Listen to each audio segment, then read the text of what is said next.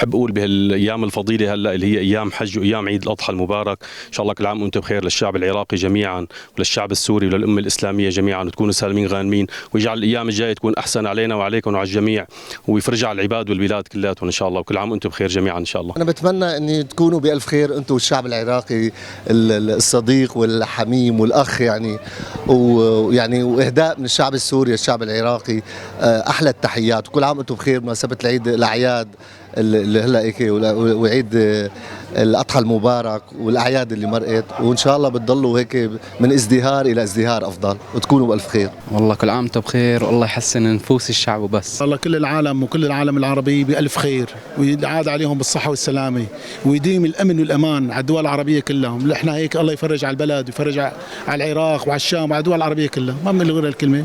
كل سنة وانتم سالمين. إن شاء الله كل عام وسوريا والعراق وكل البلاد العربية بألف خير وصحة وعافية وسلامة، وعم السلام بهالبلاد كلها إن شاء الله. كل عام وأنتم بألف خير.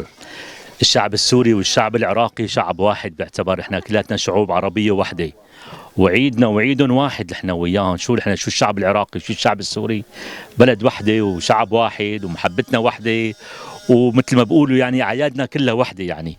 وبقول لهم كل عام وانتم الف خير، ان كان للشعب العراقي. كل عام وانتم بالف خير وسوريا بخير، وان شاء الله هيك هالسنه تكون احسن من السنه اللي عم تمرق باذن الله على الجميع. ان شاء الله كل عام وانتم بخير، ان شاء الله هيك بلدنا تضل بخير دائما. كل عام وانتم بخير واضحى مبارك. ان شاء الله كل عام وانتم بخير والامه الاسلاميه بخير، نعد عليكم صحه وسلامه. ان شاء الله اضحى مبارك هيك على الامه العربيه كلها. ان شاء الله كل عام وانتم بخير والشعوب كلها بخير، واهم شيء الواحد يكون هيك عايش بامان، امن وامان، ونعايد على جميع الشعوب العربية. إن شاء الله كل عام وأنتم بألف خير يا رب، نعاد عليكم بالصحة والعافية، وإن شاء الله هيك بتشوفوا الخير نحن وياكم سوا. بنقول لهم كل عام وهن بألف خير، ونعاد عليهم بالصحة والعافية. إن شاء الله كل عام وأنتم بألف خير، وسوريا كلها بخير، وشعب العراق كله بخير، والدنيا كلها بخير. ينعاد عليكم بالسلامة، وإن شاء الله كل سنة وأنتم سالمين، إن شاء الله والجميع يا ربي خير وسلامة. بحب وجه